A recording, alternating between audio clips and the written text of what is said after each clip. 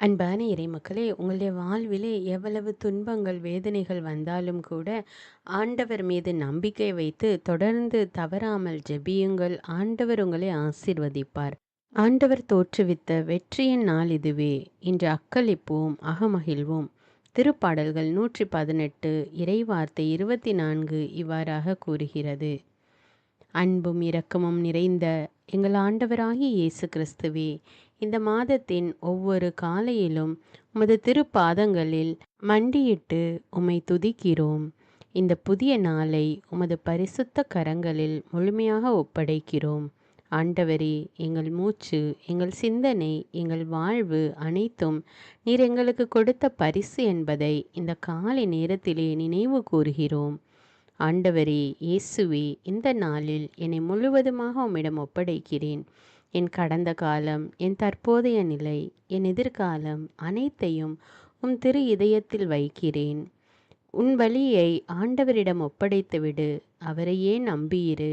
அவரே உன் சார்பில் செயலாற்றுவார் என்று திருப்பாடல்கள் 37 இறைவார்த்தை 5 இவ்வாறாக கூறுகிறது. என் பயங்கள், என் தோல்விகள், என் குறைபாடுகள், என் பாவங்களையும் கூட உமது சிலுவையின் அடியில் வைக்கிறேன். என்னை புதுப்பித்து, என்னை தூய்மைப்படுத்தி, உமது சித்தப்படி இந்த நாளை நடத்தும். ஆண்டவரே, என் குடும்பத்தில் உள்ள ஒவ்வொருவரையும் உமது பாதுகாப்புக்குள் ஒப்படைக்கிறேன். எங்கள் இல்லங்களில் அமைதி நிலவட்டும், சண்டைகள் அகலட்டும், புரிதல் வளரட்டும். ஆண்டவருக்கு அஞ்சி நடப்போரின் உறைவிடங்களில் அவரது ஆசி தங்கும். நீதிமொழிகள் அதிகாரம் 3 இறைவார்த்தை 33.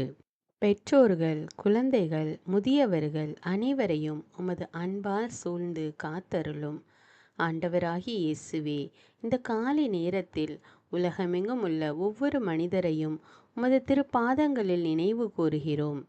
போரால் பாதிக்கப்பட்ட நாடுகள், பசி, நோய், துன்பத்தில் வாடும் மக்கள் அனைவரையும் உமது இரக்கத்தில் ஒப்படைக்கிறோம். அமைதி ஏற்படுத்துவோர் பேறு பெற்றோர், ஏனெனில் அவர்கள் கடவுளின் மக்கள் என அழைக்கப்படுவர். மத்தேயு அதிகாரம் 5 இறைவார்த்தை 9 இவ்வாறாக கூறுகிறது. உலகத்திற்கு சமாதானம் தாரும் ஆண்டவரே, வெறுப்புக்கு பதிலாக அன்பை, பழிவாங்குதலுக்கு பதிலாக மன்னிப்பை மனிதர்களின் இதயங்களில் விதைத்திடும். ஆண்டவரே, எங்களோடு வாழும் எங்களுக்கு அடுத்திருப்பவர்களையும் உமது திருப்பாதத்தில் ஒப்படைக்கிறோம். அவர்களுடைய குடும்பங்கள், தேவைகள், சுமைகள் அனைத்தையும் நீர் அறிவீர். உன் மீது நீ அன்பு கூறுவது போல் உனக்கு அடுத்திருப்பவர் மீதும் அன்பு கூறுவாயாக. மார்க்கு 12 இறைவார்த்தை 31 இவ்வாறாக கூறுகிறது. எங்களுக்கு அடுத்திருப்பவர்களிடம் கருணையுடன் நடக்க, உதவிகரமாக இருக்க எங்களுக்கு அருள் தாரும் ஆண்டவரே. நாங்கள் வேலை செய்யும் இடங்களை உமது ஆசீர்வாதத்தால் நிரப்பும். எங்கள் மேல் அதிகாரிகள், சக ஊழியர்கள், உடன் பணிபுரிபவர்கள் அனைவரையும் உம்மிடம் ஒப்படைக்கிறோம். நீங்கள் செய்கின்ற அனைத்து வேலைகளையும் மனிதருக்காக அல்ல, ஆண்டவருக்காகவே செய்கிறீர்கள் என உணர்ந்து உளமாற செய்யுங்கள். கொலோசேயர் அதிகாரம் 3 இறைவார்த்தை 23 இவ்வாறாக கூறுகிறது. பொறாமை, பகைமை, அநீதி அகன்று நீதியும் நேர்மையும் அங்கு நிலவட்டும். ஆண்டவரே இயேசுவே, எங்களுடைய சுமைகள் எங்களுக்கு மிக கனமாக இருக்கின்றன. உங்கள் கவலைகளை எல்லாம் அவரிடம் விட்டுவிடுங்கள், ஏனென்றால் அவர் உங்கள் மேல் கவலை கொண்டுள்ளார். 1 பேதுரு அதிகாரம் 5 இறைவார்த்தை 7 இவ்வாறாக கூறுகிறது. வேலை, பொருளாதாரம், நோய், எதிர்காலம் பற்றிய அனைத்து கவலைகளையும் இப்போது உம்மிடம் ஒப்படைக்கிறோம். எங்களை வழிநடத்தும் ஆண்டவரே. இந்த மாதம் எங்கள் வாழ்வில் ஓர் ஆசீர்வாதமான மாதமாக மாறட்டும். மூடப்பட்ட கதவுகள் திறக்கட்டும். வெறுமை நிறைவாக மாறட்டும்.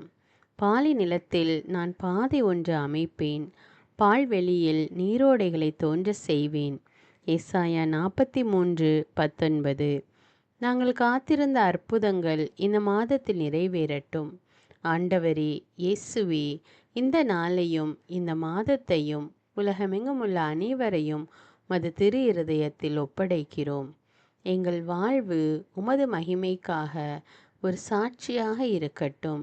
இந்த ஜெபத்தை எங்கள் ஆண்டவராகிய இயேசு கிறிஸ்துவின் இனிய நாமத்தில் ஜெபிக்கிறோம். ஆமீன்.